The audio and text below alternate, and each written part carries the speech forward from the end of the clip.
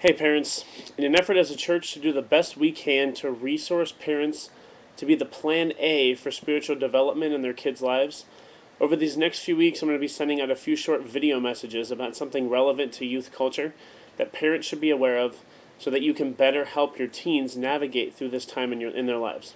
A week ago at church, we finished up this parenting seminar to parents of teens, and one of the topics we discussed is what I called the unavoidable subject: sex.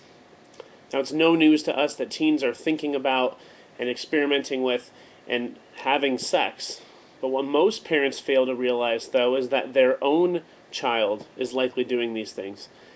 There's an article on MSNBC.com that I read that most parents describe their teens' peers as sexually active or even sexually predatory, but then they describe their own teens as young and immature and even naive about these things.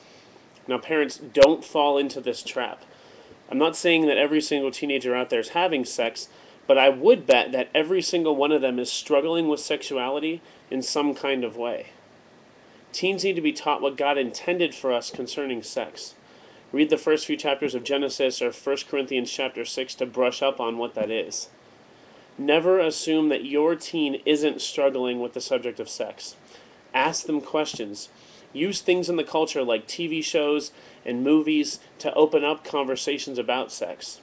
Your child's getting thousands of messages a day concerning this subject. Make sure that God's message and your message are the strongest ones. Thanks, parents, for checking this out. I'm praying for you and your teens. If you need anything, please just shoot me an email or call me at the church office. Thanks.